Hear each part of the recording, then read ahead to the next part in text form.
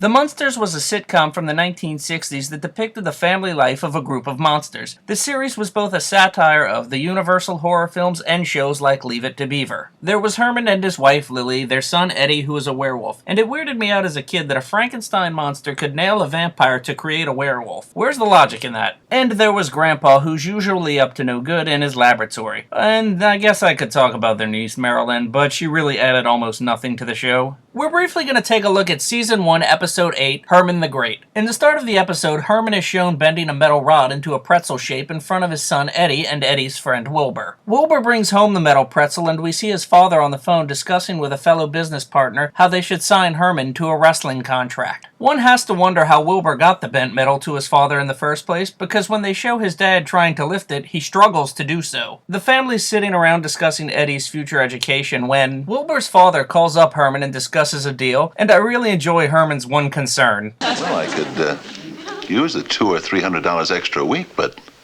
wrestling? My goodness, what would my family and friends think? He's told they'll put him under a mask, and Herman agrees once he gets into shape. And I absolutely love his training as he reads a book called Method Wrestling. What exactly is that? Is that like method acting? Well, I guess pro wrestling does have a bit of acting involved, but it really makes me just want a copy of that book. And now what we've all been waiting for, the masked Marvel makes his debut against Tarzan McGurk. McGurk is played by none other than world-famous martial artist Gene LaBelle, perhaps most currently famous known for inventing Daniel Bryan's finisher, the no-lock, but he's also trained the likes of Roddy Piper and Chuck Norris. The wrestling in this episode is really basic stuff and isn't that impressive, but it's decent enough action for a 60s sitcom. Herman pretty much squashes LaBelle only to later lose, but it's okay because we have Eddie to explain how pro wrestling matches work. I think the bad guy was supposed to win, but that masked Marvel's so dumb, he forgot he was the bad guy and let that good guy win. It turns out that McGurk told Herman a sob story and that he needed the money to provide for his family, so Herman let him win. We are then treated to a montage of matches where Herman is shown squashing his opponents and being told even more sob stories, so he lets even those guys win. But if they repossess my sister's banjo, she'll be kicked out of the Boston Symphony. Really? I had no idea.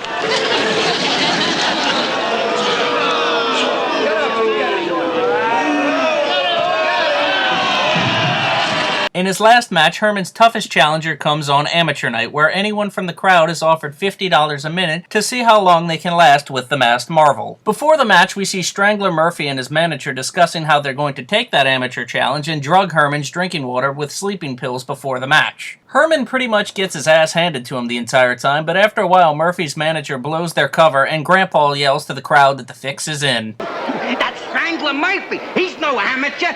It's a frame-up.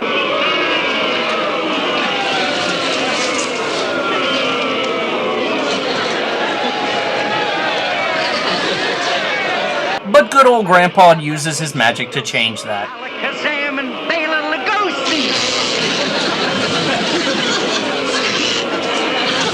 As you can see, Herman wins in, dare I say, monster fashion, and has to warn everyone to leave the arena because the building is on fire. We then wrap it up seeing the family at dinner and Herman has retired being a hero. I have a hard time believing if you're watching this you've never seen an episode of The Munsters, but if that's the case, it gets my highest recommendations. It's a really great show, and you should check it out.